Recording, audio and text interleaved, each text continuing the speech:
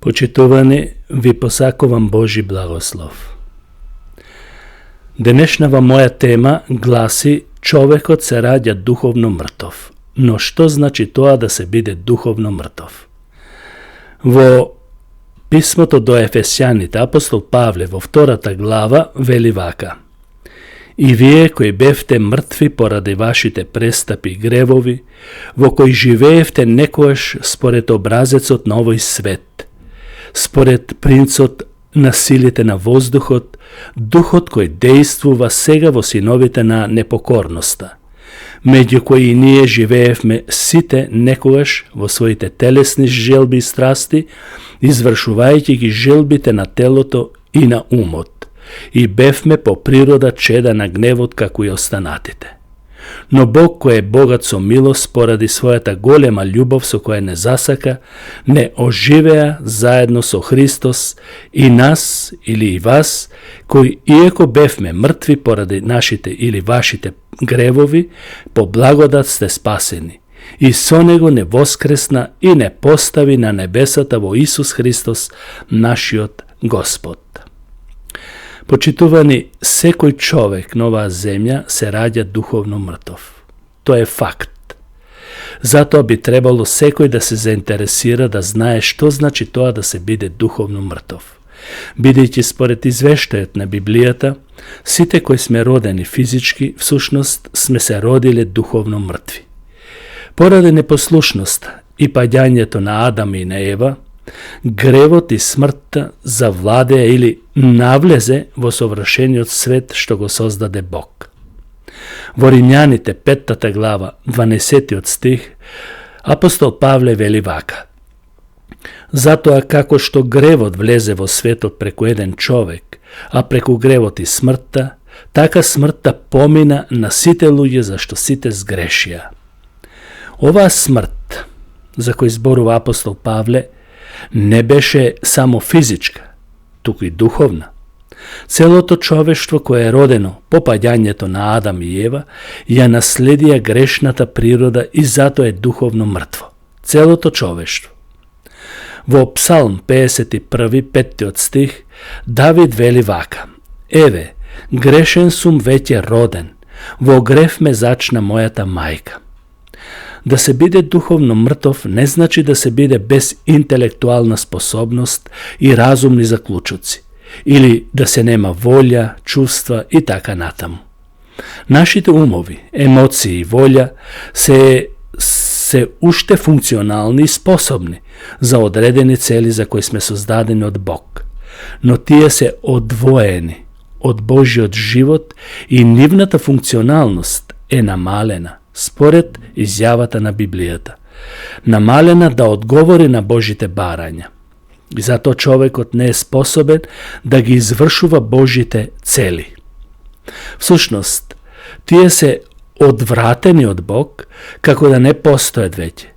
Во Исаија 53 глава 6 стих е запишено вака: Сите скитавме како овци и секој одеше по својот собствен пат. Почитувани, духовната смрт најдобро библиски гледано се сваќа како отуѓување или одвојување на нашите души од Бог. Човекот со паѓањето на гревот се одвои од Бог. Тој е отуѓен од Бог. Гревот не одвојува од Бог, не одвојува од изворот на духовниот живот и светлината. Во Ефесјаните 2 глава 12 стих Павле вели вака: Во она време, тоа е времето на незнаењето, времето на безбожноста, отуѓеноста. Вели Павле, бевте без Христос, отуѓени од израелското општество и туѓи на заветите на ветувањето, безнадежни и без Бог во овој свет. Духовно мртвите седат во темнина и во сенката на смртта. Тоа може да се потврди во стихот запишен во Лука 1 глава 79 стих, каде што е забележено вака: За да ги осветли оние кои седат во темнина и во смртна сенка, и да ги упати нашите нозе по патот на мирот. И бидејќи Бог е свет, а гревот е навреда за Бог и против Бог, Духовната смрт не е на некој начин пријателска разделба, туку непријателска. Тоа е важно да се нагласи, бидејќи Бог и човекот се непријатели, уште од раѓање. Ние не сме се одвоили од Бог на еден природен начин, туку поради непослушност. Библијата ги опишува духовно мртвите како Божи непријатели, а не како природно така одвоени од Бог. Во Римјаните 5 глава 10 стих Павле вели: зашто ако сме помирени со Бог преку смртта на неговиот син, додека бевме непријатели, толку повеќе веќе помирени ќе се спасиме во неговиот живот.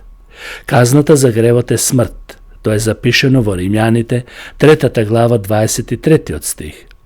И затоа духовно мртвите се осудени, бидејќи не само што се непријатели на Бог и го имаат навредено Бог, туку и не се во состојба да го држат на пишаниот закон. И затоа Исус дојде на овој свет за да го исполни законот. Павле тоа посебно го објаснува во писмото до Галатјаните 3 глава 10 стих. Знаете ли таму што вели Павле? Тој вели вака: имено, кои ги прават делата на законот, подклетва се, зашто е напишано: проклет да е секој кој не е постојан во се што е напишано во книгата на законот, да го исполнува тоа. И затоа што не е во состојба, го чека и е под товарот на Божиот гнев. Тоа е запишано во Римјаните 2 глава 5 стих. Тие се всушност мртви луѓе, духовно мртви, иако се во движење и во активност. Да се биде духовно мртов, значи да се биде безчувствителен за Божите нешта, како и незнаење за духовните работи.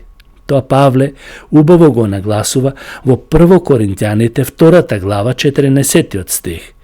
Таму е запишано вака: а душевниот човек, тоа значи природниот, телесниот човек, душевниот, што го нема светиот дух, Павле вели: не го прима она што е од Божиот дух, зашто тоа е безумство за него и не може да сознае, зашто за тоа треба да расудува на духовен начин. Духовно мртвиот човек не го сака Бог и не може да му угоди на Бог, дури кога би посакал за тоа. Зошто? Затоа што е духовно мртов. Затоа што е така напишано и тоа е неговата реална состојба. Во Римјаните 8 глава 8 стих Павле вели вака: оние кои се во телото, се мисли оние кои живеат по телото, непрепородени и не наново родени од Божиот дух, тие не можат да му угодат на Бог. Луѓето во суштина сакаат да си угодат на себе си, природно, а не на Бог. Павле тоа го има запишено во Филипјаните 2 глава 21 стих, зашто вели: зашто сите други го бараат своето, а не она што е на Исус Христос. Тие може да изгледаат како да вршат добри дела од надворешна перспектива, со тоа што нивните дела се во согласност со зборот на законот. Меѓутоа, овие луѓе кои се духовно мртви, овие луѓе или овие дела не се во согласност со духот на законот, бидејќи не се поттикнати од желбата да му угодат на Бог и да го слават Бог, туку себе си. Духовно мртвите и непрепородени луѓе можат да изгледаат убаво од надвор, а внатре да бидат и се мртви. Или како што Исус ги нарече фарисеите, варосани гробници. Тоа е запишено во Матеј 23 глава 27 и 28 стих. Почитувани, Библијата ни дава точна и прецизна слика за тоа што значи да се биде духовно мртов. Одделен од Бог, непријателски настроен кон Бог, осуден од Божиот закон, безчувствителен, необразован за Божјата наука и без Божјата љубов во себе. Ова нешто е груба слика за човекот, непосакувана и тажна. За среќа, велам за среќа, Бог не остави во оваа состојба на духовна смрт. Сега зборувам за оние кои се ново создание во Исус Христос. преку вера и покаяние. Како што вели Павле, кој е во Христос, тоа е ново создание. Старото помина, ете се стана ново. А сето тоа е од Бог, кој не измери преку Исус Христос нашиот Господ.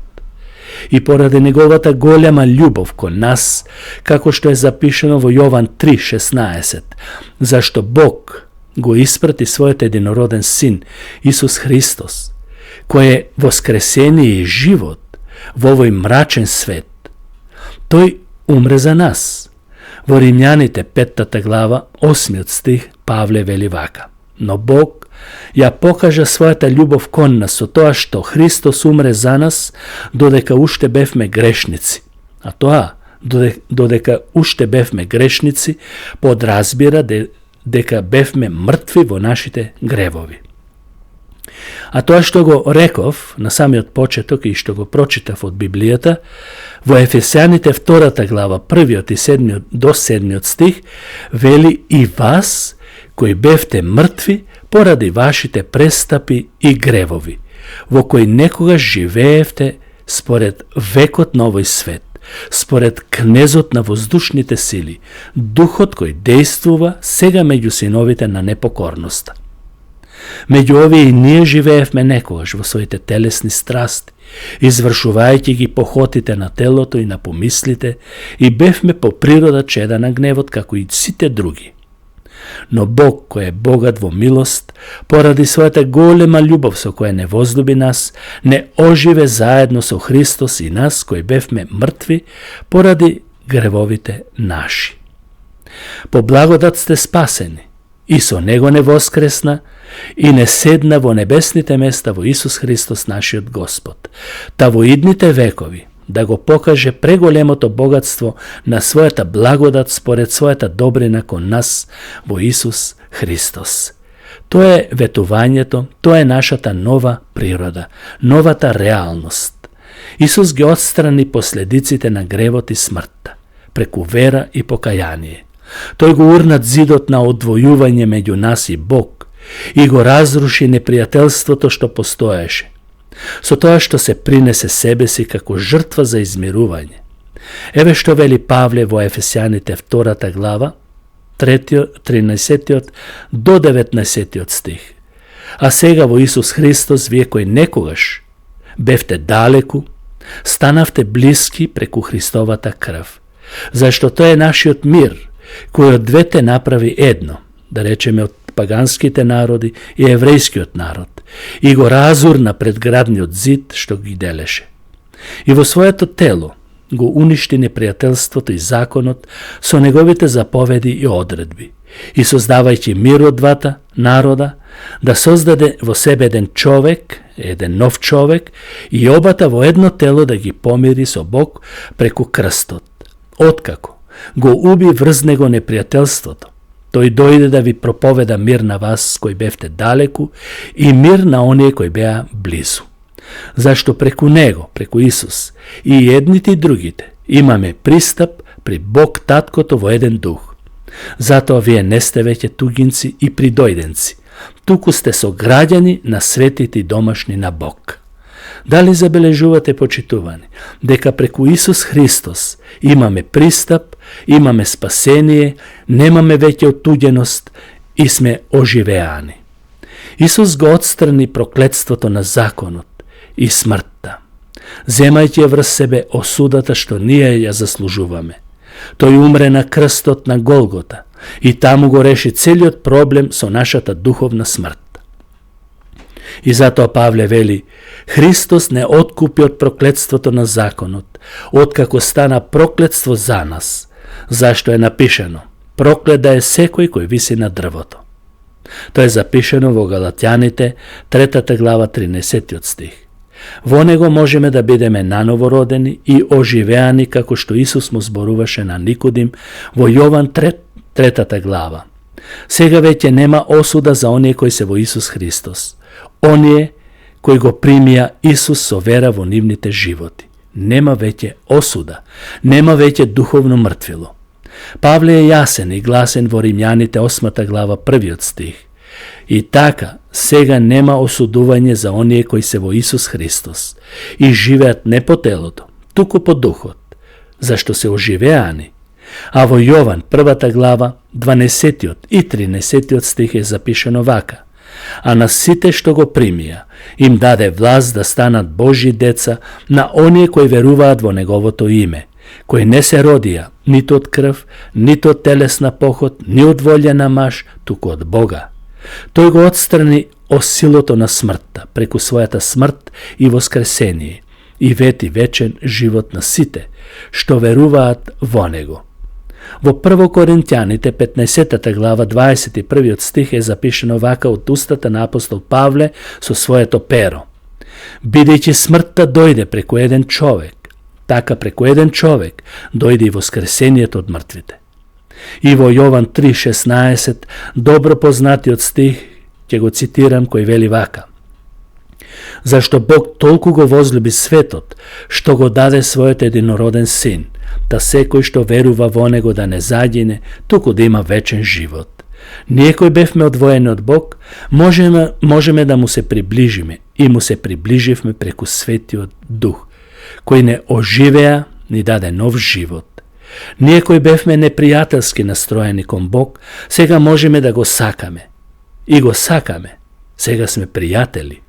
Ние кои живеевме под осудата на законот, сега сме ослободени и овластени да одиме во радосна послушност кон Бог.